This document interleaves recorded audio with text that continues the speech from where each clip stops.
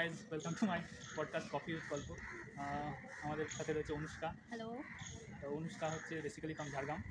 আর ও ঝাড়গ্রামে থেকেই বড় হয়েছি ঝাড়গ্রামে থেকে বড় হয়েছি। ওখানে স্কুলিং, ওখানে ডিপ্লোমা ইঞ্জিনিয়ারিংয়ের পরে যখন আমি বিটেক ইঞ্জিনিয়ারিং করি সেই সময় আমার কলকাতায় আসে।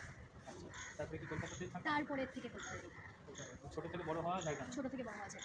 আচ্ছা, এবার আমাদের দর্শকরা রয়েছে, আমাদের দর্শকদের এটা প্রথম এপিসোড। জানাতে চাই যে প্রত্যেকটা ডিস্ট্রিক্ট সম্পর্কে, ওয়েস্ট বেঙ্গলের প্রত্যেকটা ডিস্ট্রিক্ট সম্পর্কে যারা ওখানকার মানে স্থানীয় বাসিন্দা রয়েছেন তাদের থেকে কিছু বিষয় জানবেন। যেমন ঝাড়গ্রাম সম্পর্কে প্রথমেই কী মনে করবে আমি যদি যেতে চাই, মানে আমি যাইনি কখনো, যেতে চাইলে?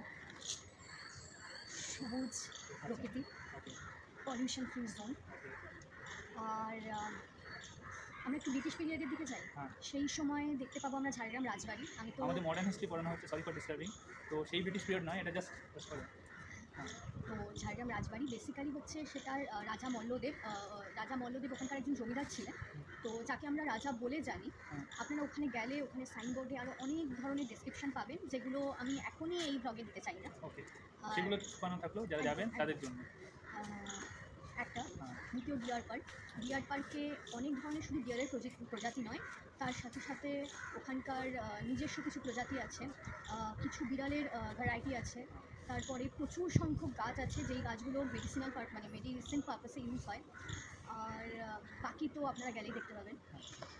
আর আরও কয়েকটা জায়গা আছে, যেমন আমরা এখন যারা সোশ্যাল মিডিয়া ঘাটাঘাটি করেন তারা জানতে পারবেন, তারা জানতে পারবেন যে এখন বিভিন্ন জায়গায় আমরা দেখি যে কোন জায়গায় কোন দেবতার বা দেবদেবীর মূর্তি বা কোথায় মায়ের মূর্তিকে অনেক জাগ্রত। তো আমাদের ঝাড়গ্রাম ডিস্ট্রিক্টের মধ্যেই কনক দুর্গা মন্দির আছে, যেটা খুবই জাগ্রত বলে আমরা। কনক দুর্গা মন্দির আমরা যাবো যখন ঝাড়গ্রামে, প্রথমে তো মুম্বাইতেই থাকবো, দ্বিতীয়ত হচ্ছে কনক দুর্গা মন্দির, এবং যে কটা জায়গা বলছে প্রত্যেকটা জায়গায় আমরা ভিজিট করবো। আমাদের এই এসএনটিসি টিম নিয়েই যাবো, একদম অ্যাটলিস্ট 15 জন তো যাবেই, তার বেশি যাবে, কারণ মজা আসবে না সবাই মিলে। অ্যাকোমোডেটও তো করতে হবে, নাহলে আমাকে তাড়িয়ে দিতে হবে। কোনো ইস্যুস নেই। আর আচ্ছা, আপনার স্কুলিং সম্পর্কে কিছু বলুন। আমার স্কুল মানে কোনো কিছু মেমোরেবল কিছু ইনসিডেন্ট? আমার school Sriramakrishna Saradapith girls high school. তো আমাদের স্কুলিংয়ের সময় আমরা অনেক সন্ন্যাসীদেরকে পেয়েছি যারা আমাদেরকে শিক্ষাদান করেছেন। এছাড়াও এখন অন্যান্য টিচাররাও আছেন।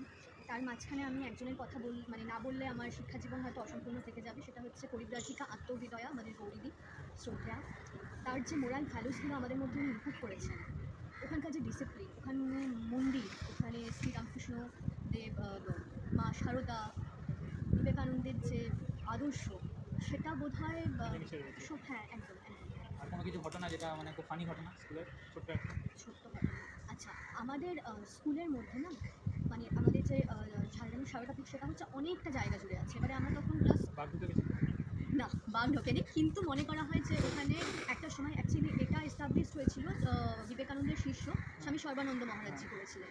তো উনি এখানকারই বাসিন্দা ছিলেন, কলকাতার। তো ওনাকে বলা হয়েছিল যে ঝাড়গ্রামে গিয়ে ট্রাইবাল মানে মহিলাদের জন্য কিছু কাজ করার জন্য।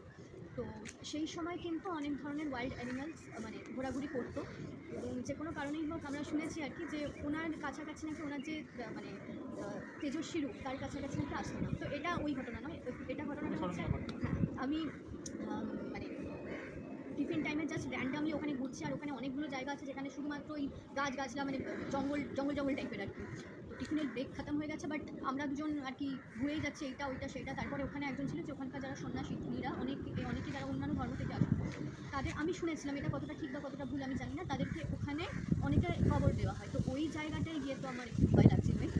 পরে যাই হোক, ওখান থেকে আমি আর আমার বান্ধবী বেরিয়েছিলাম, ওটা গার্লস স্কুল ছিল, বেরিয়েছিলাম, নয়তো বন্ধু হতো, তাই জন্য মেনশন করলাম। তো এবারে যখন আমরা ক্লাসে যাই, হুদুম বকা পেয়েছিলাম, মানে হুদমা বকা। আমরা যে টিভিতে মাঝে মধ্যে শুনি যে বাঘ ঢুকে গেছে, বাঘ ছাড়া গেছে, ছেলেটাকে ধরে এনে আবার আলিপুরে নিয়ে এসছে, হয়তো দর্শকরা আপনারাও শুনবেন। তো এটা কি সত্যি? মানে আপনি কোনো দিন মনে হচ্ছে যে দরজাটা বন্ধ করে রাখি, বাঘ চলে আসতে পারে? আমরা দেখছি যে এটা একদম প্রত্যন্ত যে গ্রামগুলো কয়েকটা, সেখানে শহরের উপর তো সেরকম কোনো প্রভাব পড়ে না। আর বাকি তো দর্শকরা জানে যে টিআরপি বাড়ানোর জন্য চ্যানেলরা কী করতে পারে, তো ওটার জন্য আসতে হবে। ওকে। আর ঝাড়গ্রাম বলতেই আর কি মনে পড়ে? ঝাড়গ্রাম বলতে মনে পড়ে সেই ভয়ঙ্কর স্মৃতি, এটা হচ্ছে লালগড়। লালগড় সেই সময় আমাদের মানে আমরা একদম ছোটো ছিলাম, ক্লাস 4-5-এ পড়তাম তো স্কুল অনেক দিন বন্ধ ছিল। আমরা 4-5-এ পড়তাম। অবভিয়াসলি আমাদের স্কুল অনেক দিন বন্ধ ছিল, তো ওই টাইমটাতে একদিন আমাদের স্কুলের মধ্যে স্কুলের জাস্ট বাইরে দেখছি আমাদের স্কুলের যে দেওয়ালটা আর কি সেটা অনেক উঁচু, এবারে উল্টো দিকে আর কি কিছু একটা মানে হয়েছিল, আমার এক্স্যাক্টলি তো মনে নেই। তো বাইরে জাস্ট বেরিয়ে দেখছি যে আদিবাসীদের জাস্ট চটি পড়ে আছে, এবং সেটা কয়েক হাজার চটি এবং ভাঙা লাঠি পড়ে আছে। মানে ছোটাছুটি কিছু হয়েছে নাকি? কিছু একটা প্রোটেস্ট হয়েছিল, আমার মানে এক্স্যাক্টলি আমার মনে নেই, কিছু একটা হয়েছিল, কার সাথে হয়েছিল কী হয়েছিল আই ডোন্ট নো।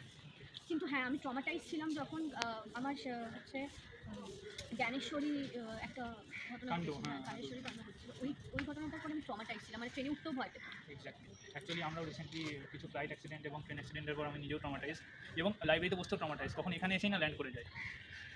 হ্যাঁ, ঠিক আছে। তো লাস্ট ওয়ান, শেষ করার আগে আপনি বলে দিন যে ঝাড়গ্রামে দর্শকদের ইনভাইট করুন, যে আপনার ডিস্ট্রিক্ট ইনভাইট করুন।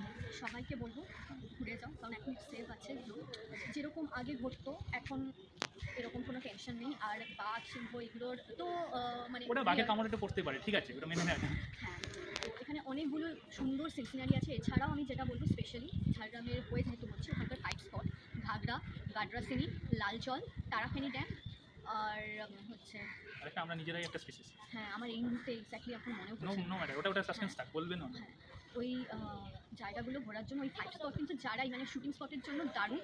এবং আমি আরেকটা ইনপুট এখানে দিতে চাই, শুটিং স্পট আমরা যে শুটিং স্পট হ্যাঁ দেখতে হবে, তার জন্য দেখতে হবে। ঠিক আছে, ঘাগড়ায় কিন্তু অথই রিসেন্টলি রিলিজ করেছে, তার অনেকটাই শুটিং এই ঘাগড়াতে হয়েছে। ব্যাস, আমি আর কিছু বলতে চাই না এখন, জাস্ট আপনারা আসুন আর প্লিজ সাবস্ক্রাইব করে দেবেন, ও অনেক খেটেছে হ্যাঁ এই চ্যানেলটার জন্য। তো আপনারা দেখুন, সাবস্ক্রাইব, ঠিক আছে। হ্যাঁ, God will take care of it, and thank you for watching you so our much. video. Thank you. I'm signing off, Kalpukkundu.